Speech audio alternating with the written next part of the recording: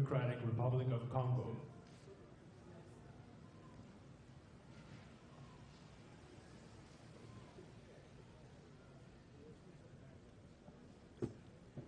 His Excellency Joseph Kabila Kabange, President of the Democratic Republic of the Congo.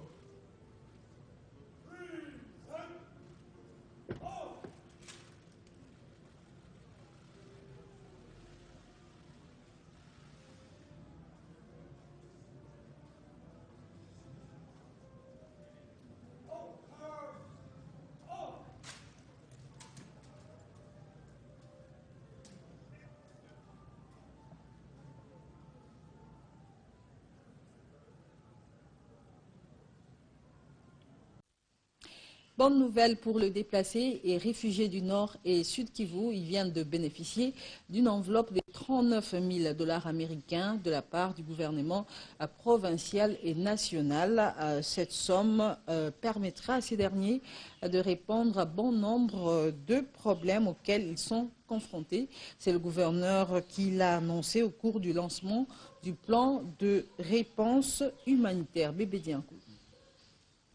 Cette importante rencontre entre les différentes parties, notamment partenaires et gouvernement provincial, s'inscrit dans le cadre du lancement en séjour du plan de réponse humanitaire au Maniema pour cette année 2016. Au moins 410 000 personnes, des déplacés et réfugiés congolais ayant fui les conflits armés dans la province du Sud Kivu auront des solutions à leurs problèmes et c'est grâce à cette enveloppe débloquée en leur faveur. Toutou Saloum Pascal s'en réjouit. Déjà pour trouver et réunir les 39 millions de dollars requis pour prendre en charge les personnes vulnérables dans la province du Maniema, il faut beaucoup travailler, tant au niveau provincial, au niveau national, qu'au niveau de nos partenaires. Nous pensons que la synergie que nous avons mise en place à travers le plan et le cadre de concertation humanitaire provinciale va permettre à ce que nous puissions conjuguer nos efforts ensemble, nos gouvernements provinciaux, avec l'appui du gouvernement central, mais aussi et l'intervention des partenaires. Nous pensons pouvoir quand même relever le défi, qui est énorme. Parce que vous savez, nous avons 410 000 déplacés dans la province, donc essentiellement ceux qui viennent du Burundi et les déplacés qui viennent des provinces voisines, en plus des vulnérables internes de la province, dus essentiellement aux catastrophes naturelles et aux épidémies.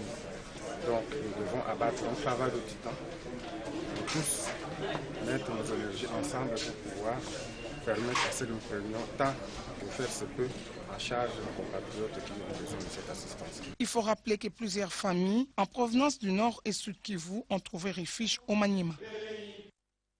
Le gouverneur de la province du Maniema, Toutou Pascal Saloum, a présidé une réunion avec la délégation de la société minière Banro. Au menu, les mésententes qui règnent entre la population de Namoya et la société Banro.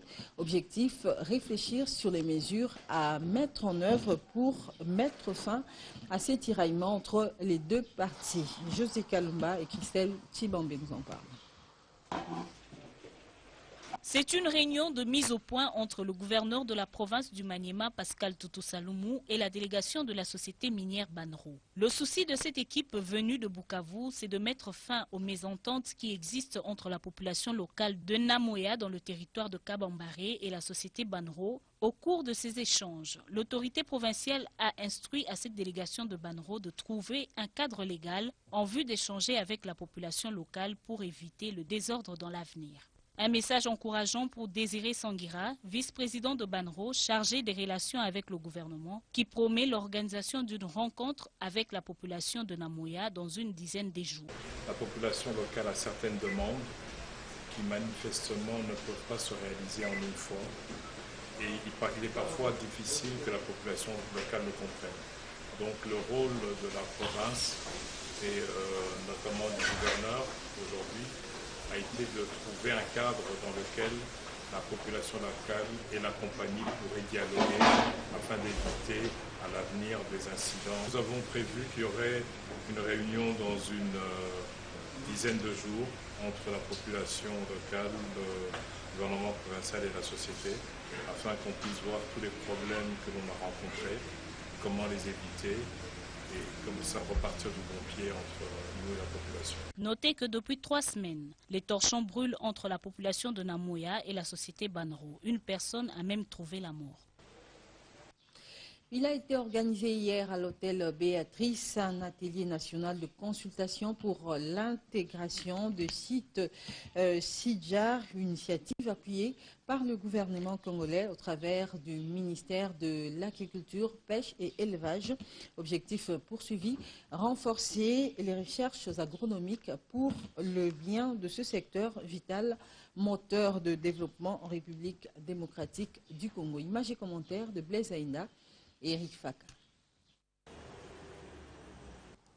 Ils sont tous réunis et motivés afin de prendre part à cette journée d'atelier national des consultations pour l'intégration des sites des centres internationaux de recherche agronomique SIDJAR, une initiative de l'Institut international d'agriculture tropicale, IITA, avec 3 objectifs majeurs: atteindre une compréhension commune des défis de développement actuels et futurs de la République démocratique du Congo en vue d'aborder des recherches clés pour le développement agricole, identifier les possibilités d'harmoniser les activités futures des recherches agricoles en tenant compte des activités des autres acteurs clés ainsi que les priorités nationales en vue d'assurer la pertinence de la recherche pour atteindre les résultats de développement attendus. Puis enfin, recommander les modalités pour une plus grande collaboration et coordination d'activités parmi les divers acteurs au sein du pays. Le représentant du ministre de l'Agriculture, Pêche et Élevage, le directeur des cabinets adjoints Lucien Niembo, marque l'importance de ces assises pour le gouvernement. La République démocratique du Congo est un pays non seulement minier, mais surtout agricole. En effet, l'agriculture constitue le secteur susceptible d'accélérer la croissance économique sur base plus équitable pour la simple raison que sa croissance est naturellement partagée par une large partie de la population, notamment les femmes et les jeunes Congolais.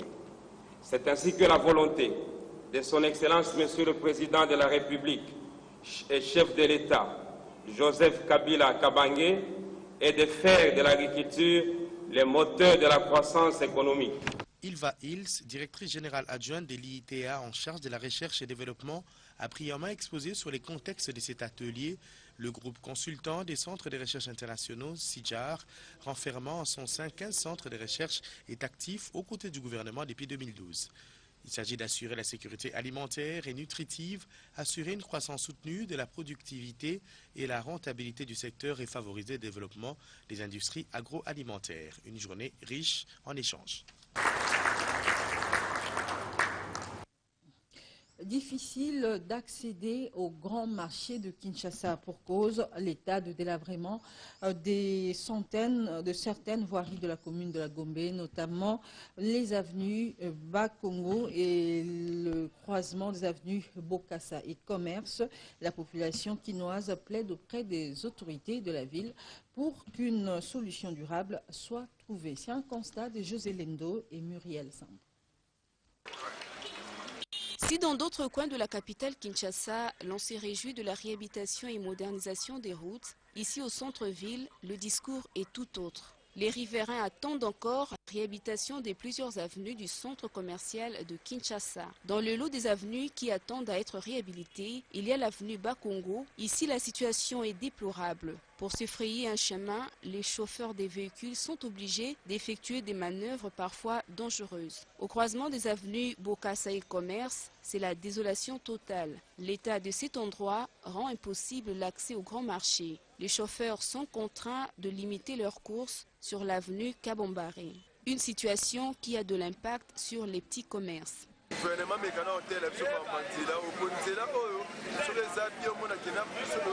Que les gouvernements nous aident à réhabiliter cette route, car nos activités sont paralysées.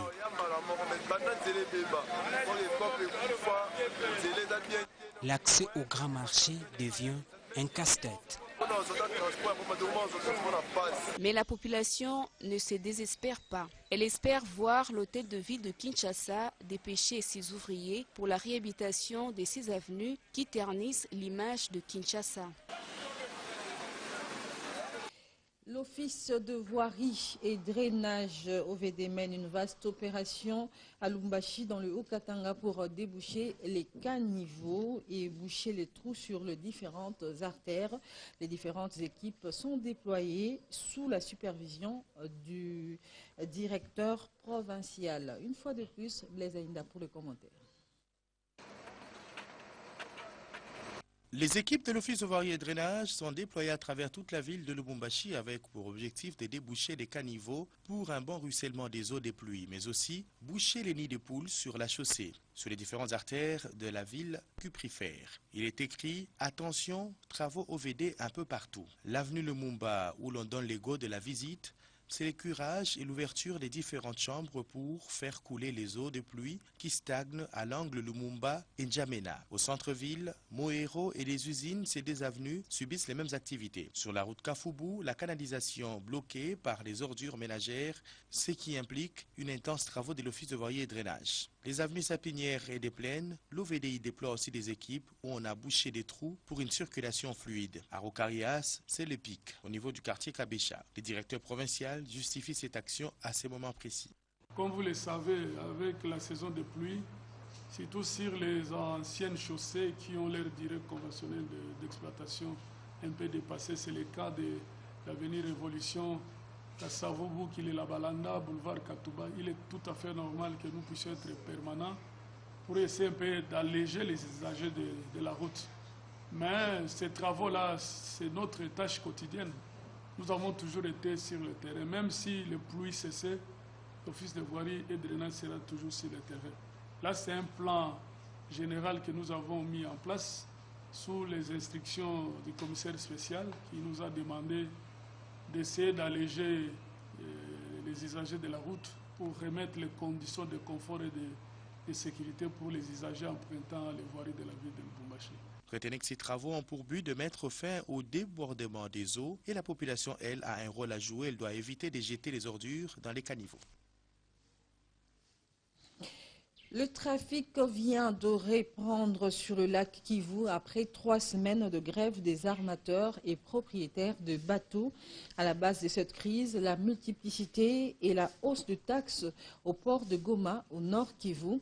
Après plusieurs rencontres entre les autorités du transport du nord Kivu et les armateurs, ces derniers plutôt ont décidé de lever leurs mesures de grève. Hortense Tabakoutamouliza. Cette situation a pénalisé les populations des deux provinces, le Nord et le Sud Kivu, presque un mois que le Sud Kivu ne pouvait pas accéder aux vivres et non-vivres ravitaillés à partir de Goma. Seuls 2 bateaux se trouvaient sur le lac Kivu, ceux pour le transport de passagers des hautes classes, capables de se payer le billet à $50 américains aller simple de Goma à Bukavu. À côté de cette situation, le paiement des taxes pour la province du Nord Kivu, équivalent à 1000 francs congolais par passager, ce que continuent à décrier les voyageurs, taxes non perçues au Sud Kivu. Ce matin, des denrées alimentaires avariées qui étaient entassées dans des cales et soutes des bateaux ont été jetées dans les eaux du lac Kivu. Une perte pour les petits commerçants. Cette reprise de trafic est saluée par les passagers qui espèrent que des solutions durables soient trouvées. Hier, à partir de 15 h, il y avait une réunion de députés qui sont venus de Bukavu pour aller faire la négociation avec les autres de Goma. Donc je pense qu'ils ont trouvé un compromis, puisque après la réunion d'hier, à 15 h, ils nous ont informé de reprendre les activités, car ils ont trouvé un compromis. Mais comme on nous a autorisé à reprendre les activités, la Kistre sait qu'ils ont trouvé un compromis par rapport à ça. Rappelons que la hausse des taxes au port de Goma était à la base de cette situation.